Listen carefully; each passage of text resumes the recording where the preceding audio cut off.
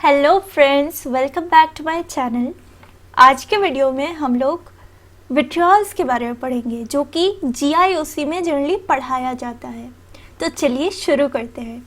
आज का video generally ये चीज़ फोकस करेगा, मेजरली इस चीज़ पे आज की वीडियो की फोकस होगी कि विट्रियोल्स आखिरकार क्या होते हैं और कौन कौन से ऐसे विट्रियोल्स हमारे जेईई सिलेबस पे है जो कि हमको पढ़ना होगा और हमको उसके बारे में नॉलेज होनी चाहिए।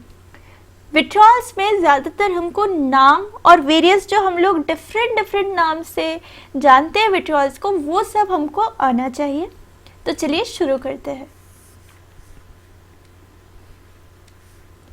सबसे पहले जिस विट्रियोल की आज हम बात करेंगे वो है कोबाल्ट का विट्रियोल, COSO4.7H2O।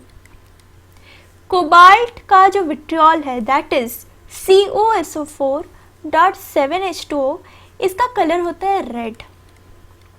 और ये जो रेड है ये स्पेसिफिकली रोज की जो रेड कलर होती है उसके साथ रिजेंबल करती है। तो इसलिए इस विट्रियोल का नाम हम लोग रेड विट्रियोल रखे हैं। यानी कि साइंटिस्ट ने इसके अपीयरेंस से, यानी कि कौन से कलर के विट्रियोल है उसको पहले देखा। उन्होंने देखा कि COSO4.7H2O का जो कलर है दैट इज रेड कलर, और वहाँ से उन्होंने इस कोबाल्ट के विट्रियोल का नाम क्या विट्रियोल दिया? रेड विट्रियोल दिया। और जब उन्होंने ये भी देखा कि रोज के साथ भी कोबाल्ट का ये जो विट्रियोल है उसका रिजेंबल है, तो उन्होंने इस विट्रियोल का नाम रोज विट्रियोल भी रख दिया, रोज विट्रियोल। ठीक है, तो मुझे लगता है पहला पॉइंट जैसे मैंने आपको एक्सप्लेन किया, एक स्टोरी भी मैंने आपको बताने की कोशिश की, इस स्टोरी से आपको याद रखने में बहुत आसानी हो जाएगी। ठीक है, जो नेक्स्ट विट्रियोल है हमारी लिस्ट में दैट इज कॉपर का विट्रियोल, दैट इज COSO4.5H2O। ये एक बहुत ही कॉमन विट्रियोल है और इसको हम लोग अक्सर अपने इनऑर्गेनिक में कहीं ना कहीं देखते रहते हैं। ये एक बहुत ही ज़्यादा कॉमनली अकरिंग और रिपीटिंग एक कंपाउंड है, तो इसका नाम भी हमको बहुत अच्छे से याद होना चाहिए। इस कंपाउंड का जो कलर होता है वो होता है ब्लू कलर, और इसलिए इस विट्रियोल का जो नाम है दैट इज ब्लू विट्रियोल। कौन सा विट्रियोल? Blue vitriol. जैसा कि हमने यहाँ पे देखा कि पहले हमने देखा कि यार COSO4.7H2O का जो कलर था वो था रेड, तो हमने उसका नाम रख दिया रेड विट्रियोल। और उसके साथ साथ हमने एक सेकेंडरी नाम, यानी कि एक सेकेंड नाम भी देखा जो कि रोज विट्रियोल था। कॉपर के केस में भी ऐसे ही एक सेकेंड नाम भी है। जिस तरीके से ब्लू विट्रियोल बहुत ही ज़्यादा फेमस और कॉमन नाम है, एक नाम ऐसा भी है जो कि इतना ज़्यादा फेमस नहीं है लेकिन जेईई आपसे ज़रूर पूछ सकती है, और वो नाम है रोमन विट्रियोल। कैसा विट्रियोल या फिर कौन सा विट्रियोल? Roman vitriol. ठीक है, तो ये दोनों नाम आपको यहाँ पे भी याद रखनी पड़ेगी। ठीक है, चलते हैं अपने अगले पॉइंट की तरफ। पॉइंट नंबर 3, Fe2SO4 का होल थ्राइस। Fe2SO4 के होल थ्राइस को हम लोग कहते हैं vitriol of Mars, vitriol of Mars. ठीक है, पॉइंट 4, ZnSO4.7H2O। Zn के याद रखना, Zn के मोस्ट ऑफ द कंपाउंड्स जो होते हैं वाइट, और यहाँ पे ये देखा गया है कि ZnSO4.7H2O का कलर भी कैसा है? वाइट कलर है। तो इसीलिए यहाँ पे इस विट्रियोल का नाम यानी कि ZnSO4.7H2O को हम लोग कौन से नाम से जानते हैं? वाइट विट्रियोल के नाम से जानते हैं, white vitriol. Fifth point, Al2SO4 का होल थ्राइस। Al2SO4 के होल थ्राइस पे आप देख सकते हो कि यहाँ पे सल्फेट है और एल्यूमिनियम भी है। यानी कि एक विट्रियोल की कंडीशन को यहाँ पे सेटिस्फाई कर रहा है। तो इस विट्रियोल का नाम क्या है? इस विट्रियोल का नाम थोड़ा सा यूनिक है, इसलिए आप यहाँ पे क्या करें, एक स्टार मार्क कर ले और इसको ज़्यादा ध्यान दे के पढ़ना, इसको नोट करके रखना और इसको आपको याद रखना ही है क्योंकि ये यूनिक है। ठीक है, Al2SO4 का होल थ्राइस का जो नाम होता है that is clay of vitriol. क्या नाम है? क्ले ऑफ विट्रियोल नाम है। ठीक है, पॉइंट नंबर 6 की तरफ आते हैं। FeSO4.7H2O, ये भी एक बहुत ही कॉमन सा विट्रियोल है जो कि हम लोग अपने इनऑर्गेनिक केमिस्ट्री के सिलेबस में देखते रहते हैं। यानी कि ये बहुत ज़्यादा रिपीटिंग एक कंपाउंड है जो कि इनऑर्गेनिक के बहुत सारे कोने में आपको स्कैटर्ड मिलता रहता है। ठीक है, तो इसका नाम है ग्रीन विट्रियोल। अगेन FeSO4.7H2O का जो कलर होता है वो कौन सा कलर होता है? ग्रीन कलर होता है, इसलिए यहाँ पे हम लोग ग्रीन विट्रियोल बोलते हैं।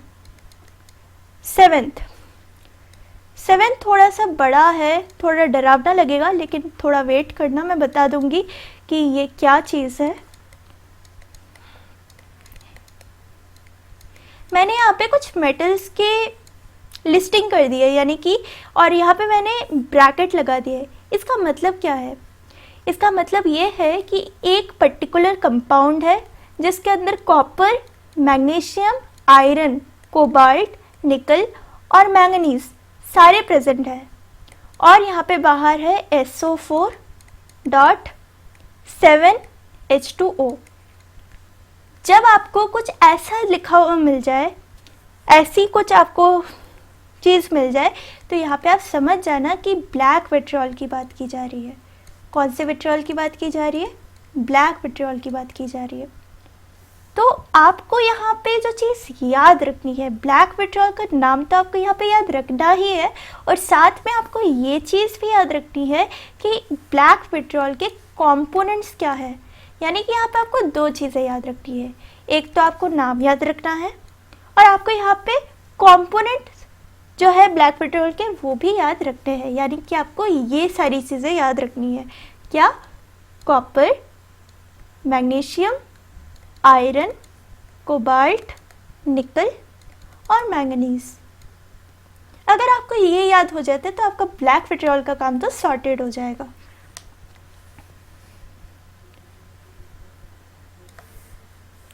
नेक्स्ट जो पॉइंट है वो है पॉइंट 8। 8th पॉइंट में हम लोग डाई इथाइल ईथर के बारे में जानेंगे। हम लोग डाई इथाइल ईथर को जनरली ऑर्गेनिक केमिस्ट्री में देखते हैं, लेकिन हम लोग इसको विट्रियोल्स में भी पढ़ेंगे। CH3 CH2 CO CH2 CH3, इसको हम लोग क्या कहते हैं? Di ethyl ether. क्यों हमने इसको डाई इथाइल ईथर कहा? क्योंकि इधर आप देख सकते हो कि यहाँ पे आपको इथाइल ग्रुप मिल जाएगा और यहाँ पे एक COC लिंकेज भी आपको दिख जाएगी। तो यहाँ पे ईथर आ जाता है और यहाँ पे CH3 CH2 के प्रेजेंस के कारण डाइथाइल वर्ड यूज होता है। तो यहाँ पे अल्टीमेटली जो इसका नाम बनेगा वो क्या बनेगा? डाइथाइल ईथर बनेगा। समझ आया? अब देखते हैं कि इसको हम लोग बोलते क्या है, क्या बोला जाता है डाइथाइल ईथर को इनऑर्गेनिक में। इनऑर्गेनिक में हम लोग डाइथाइल ईथर को स्वीट ऑयल ऑफ विट्रियोल के नाम से भी जानते हैं। ठीक है, ये भी एक बहुत ही अनकॉमन सा पॉइंट है, तो आप इसको याद रखना। ठीक है, पॉइंट नंबर 9 की तरफ चलते हैं, जो कि हमारे इस वीडियो का आखिरी पॉइंट होगा विट्रियोल से रिलेटेड। ठीक है, पॉइंट 9 में हम लोग जानेंगे H2SO4। थोड़ा शॉक टाइप का लगा क्योंकि हम लोग H2SO4 को विट्रियोल्स पे जनरली सुनते भी नहीं है, बहुत सारे लोग तो सुनते भी नहीं है, लेकिन जो अच्छे टीचर्स होते हैं वो बताते हैं कि विट्रियोल्स में H2SO4 का भी कहीं ना कहीं पे एक रोल आता है। ठीक है, तो हम लोग विट्रियोल्स में H2SO4 को एक बहुत ही स्पेसिफिक नाम से जानते हैं। That name is spirit of vitriol, spirit of vitriol, जिसको हम लोग ऑयल ऑफ विट्रियोल के नाम से भी जानते हैं। तो यहाँ पे आपको कंफ्यूजन एक जगह पे हो सकता है कि डाईइथाइल ईथर को हम लोगों ने स्वीट ऑयल ऑफ विट्रियोल नाम दिया है और H2SO4 को सिर्फ ऑयल ऑफ विट्रियोल नाम दिया है, यानी कि स्वीट वर्ड यूज होगा डाईइथाइल ईथर के साथ और H2SO4 में सिर्फ ऑयल ऑफ विट्रियोल बताना है, बोलना है। ठीक है, तो मैं आपको एक बार पूरी कंप्लीट समराइजेशन बता देती हूँ, क्या क्या हमने आज पढ़ा, पूरी एक रिवीजन हो जाएगी आपका। फटाफट एक कंप्लीट समरी आपको मैं फटाफट दे देती हूँ। ठीक है, तो हमने सबसे पहले एक डेफिनेशन देखा जिसमें हमने लिखा था ये एक ऐसे क्लास ऑफ केमिकल कंपाउंड्स होते हैं जिनके अंदर सल्फेट्स होता है और उसके साथ साथ एक मेटल भी प्रेजेंट होनी चाहिए। उसके बाद हम लोगों ने लिस्टिंग करनी शुरू की और हमने पढ़ा कोबाल्ट के कोई विट्रियोल के बारे में, और वो विट्रियोल स्पेसिफिकली कौन सा विट्रियोल था, COSO4.7H2O। इसका कलर क्या होता है, रेड कलर होता है। तो इसको हम लोग कौन से विट्रियोल के नाम से जानते हैं, रेड विट्रियोल के नाम से जानते हैं। रेड विट्रियोल के साथ साथ हम इसको रोज विट्रियोल भी बोलते हैं। सेकेंड पॉइंट में हमने कॉपर के विट्रियोल के बारे में पढ़ा, COSO4.5H2O। इसका कलर क्या होता है, ब्लू कलर होता है। तो इसको हम लोग कौन से विट्रियोल के नाम से जानते हैं, ब्लू विट्रियोल के नाम से जानते हैं। हमने देखा कि ब्लू विट्रियोल को एक और नाम से भी जाना जाता है, that is Roman vitriol. Third point में हमने Fe2SO4 के होल थ्राइस के बारे में जाना, जिसको हम लोग विट्रियोल ऑफ मार्स भी कहते हैं। ठीक है, फोर्थ पॉइंट में हमने जिंक के विट्रियोल के बारे में जाना, और जिंक के विट्रियोल का कलर जो है वो कौन सा कलर है, वाइट कलर है, इसलिए हम इसको क्या कहते हैं, वाइट विट्रियोल कहते हैं। फिफ्थ पॉइंट में हमने Al2SO4 के होल थ्राइस के बारे में जाना, और मैंने आपको ये कहा कि ये थोड़ा सा डिफरेंट है, थोड़ा यूनिक है, इसको याद रखना। क्ले ऑफ विट्रियोल के नाम से इसको जाना जाता है। सिक्स्थ पॉइंट में हमने FeSO4.7H2O के बारे में जाना। ये कॉमन विट्रियोल है और इसको हम लोग ग्रीन विट्रियोल के नाम से जानते हैं क्योंकि इसका जो कलर होता है वो ग्रीन कलर होता है। सेवेंथ पॉइंट में हमने जाना Cu, Mg, Fe, Co, Ni और Mn अगर कहीं पे कंपोनेंट्स के हिसाब से सारे मौजूद है और बाहर आपको SO4.7H2O दिख जाए तो उसको हम लोग कौन सा विट्रियोल कहेंगे, ब्लैक विट्रियोल कहेंगे। यहाँ पे मैंने आपको बोला कि आप इनके कंपोनेंट्स को याद रखने की कोशिश करना क्योंकि ये थोड़े इंपॉर्टेंट है। एट्थ पॉइंट में हमने डाईइथाइल ईथर के बारे में पढ़ा और अगेन मैंने आपको बताया कि इस पॉइंट को भी आप याद रखना। यहाँ पे डाईइथाइल ईथर को विट्रियोल्स जब हम पढ़ रहे हैं क्या बोला जाता है, स्वीट ऑयल ऑफ विट्रियोल कहा जाता है। ठीक है, इसके बाद लास्ट पॉइंट जो था H2SO4 के बारे में हमने थोड़ा बहुत देखा और हमने ये जाना अल्टीमेटली कि H2SO4 को स्पिरिट ऑफ विट्रियोल कहा जाता है या फिर ऑयल ऑफ विट्रियोल कहा जाता है। आप यहाँ पे देख सकते हो मैंने आपको सारे पॉइंट्स बता दिए हैं। इसके बाद मैं आपको एक रिएक्शन बताना चाहूँगी और वो रिएक्शन विट्रियोल से ही रिलेटेड है तो उसकी थोड़ी इम्पोर्टेंस ज़्यादा है, इसलिए मैंने सोचा कि मैं आपको यहीं पे बता दूँ। ठीक है, तो थोड़ा सा और वेट कर लो, मैं थोड़ा सा आपको एक रिएक्शन बता देती हूँ। आपने अभी COSO4.5H2O के बारे में पढ़ा, ठीक है, और ये COSO4.5H2O को हमने क्या नाम से बोला था, ब्लू विट्रियोल, और इसका एक नाम भी हमने रखा था जिसको हम लोगों ने रोमन विट्रियोल के नाम से अभी याद किया था।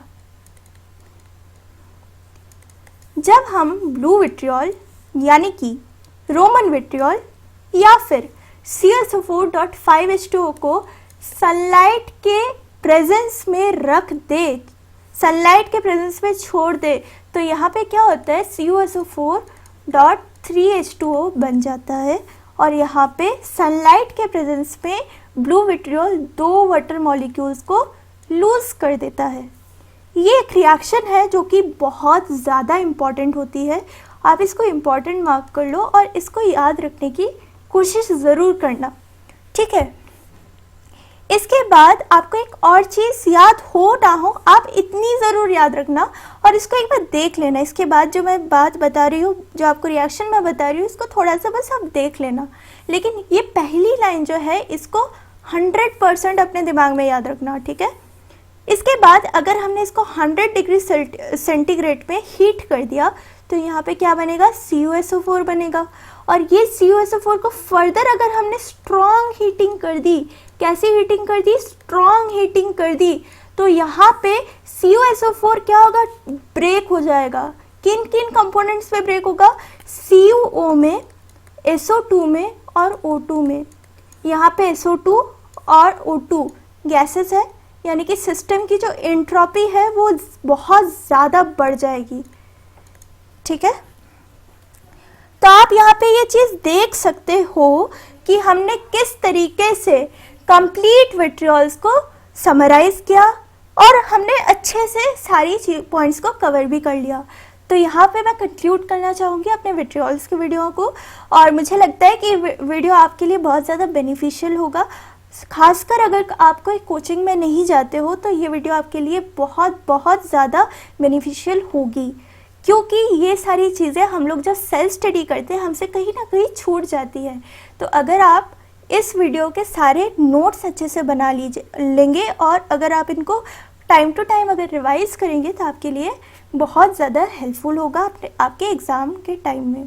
तो अगर आपको ये वीडियो पसंद आए तो इस चैनल को सब्सक्राइब करना, लाइक और शेयर करना मत भूलना। तब तक के लिए बाय बाय।